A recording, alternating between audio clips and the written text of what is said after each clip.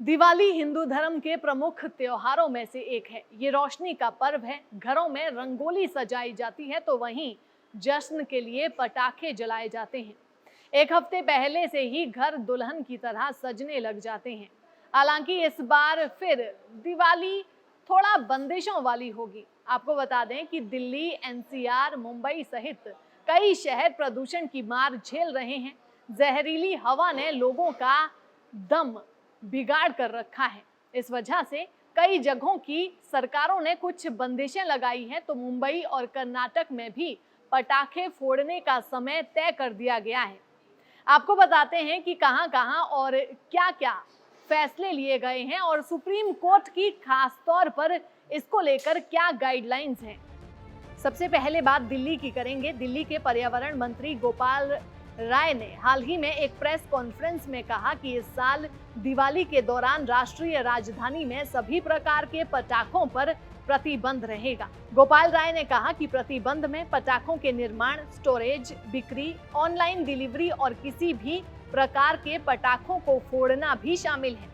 उन्होंने कहा कि दिल्ली एनसीआर में पुलिस को पटाखों के लिए लाइसेंस जारी ना करने के लिए कहा गया है। वहीं दूसरी ओर यूपी की बात करें तो योगी सरकार ने फिलहाल पटाखों पर बैन नहीं लगाया है।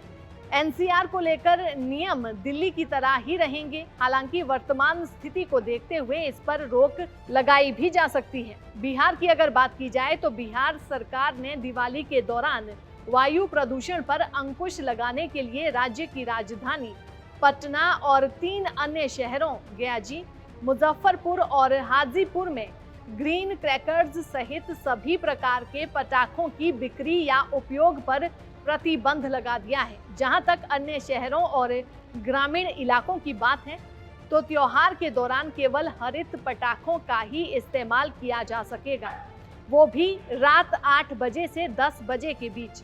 महाराष्ट्र की अगर बात की जाए तो बॉम्बे हाईकोर्ट ने नगरपालिका अधिकारियों और पुलिस को ये सुनिश्चित करने का आदेश दिया कि दिवाली तक पटाखे केवल शाम 7 बजे से 10 बजे के बीच ही फोड़े जाएं और कहा कि नागरिकों को मुंबई में दिवाली के दौरान बीमारी मुक्त वातावरण और पटाखे फोड़ने के बीच चयन करना होगा। आगे चलते हैं कर्नाटक की तरफ। कर्नाटक सरकार ने सिर्फ ग्रीन पटाखों की इजाजत दी है। साथ ही दिवाली पर रात 8 बजे से 10 बजे के बीच पटाखे फोड़ने का निर्देश दिया है। कर्नाटक में प्रदूषण नियंत्रण बोर्ड के अधिकारियों ने नॉन इको फ्रेंडली पटाखे बेचने वालों पर सख्ती बरती और केवल हरित पटाखों की बिक्री सुनिश्चित करने के लिए एक विशेष टास्क फोर्स का गठन किया है। बात करते हैं पंजाब राज्य की। पंजाब सरकार ने घोषणा की है कि वो केवल दिवाली, गुरु पर्व, क्रिसमस और नए साल पर सीमित घंटों के दौरान ग्रीन क्रैकर्स की बिक्री की अनुमति देगी। लुधियाना प्रशासन ने भी दिवाली, गुरु पर्व और क्रिसमस पर पटाखे फोड़ने की अनुमति देते हुए एक एडवाइजरी जारी की है। रात 8 से 10 बजे तक पटाखे जलाए जा सकेंगे। आगे बढ़ते हैं पश्चिम बंगाल की तरफ। पश्चिम बंगाल राज्य सरकार ने इस दिवाली केवल QR कोड वाले हरित पटाखे बेचने का फैसला किया है।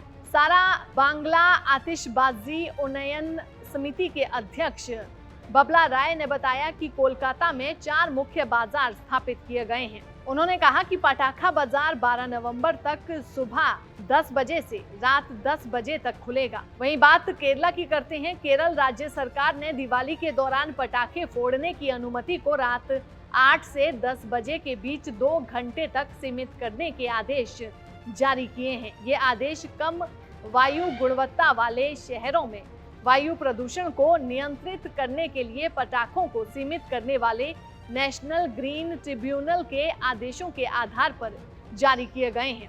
सुप्रीम कोर्ट की गाइडलाइन की तरफ बढ़ते हैं। सुप्रीम कोर्ट का पटाखों पर क्या कुछ कहना है। सुप्रीम कोर्ट का कहना है कि बेरियम युक्त पटाखों पर प्रतिबंध लगाने का आदेश हर राज्य को बाध्य करता है और ये केवल दिल्ली एनसीआर क्षेत्र तक सीमित नहीं है जो गंभीर वायु प्रदूषण से जूझ रहा है। इससे पहले पटाखों को लेकर सुप्रीम कोर्ट 2 बार गाइडलाइंस जारी कर चुका है। पहली बार 23 अक्टूबर 2018 को और दूसरी बार 29 अक्टूबर 2018 को।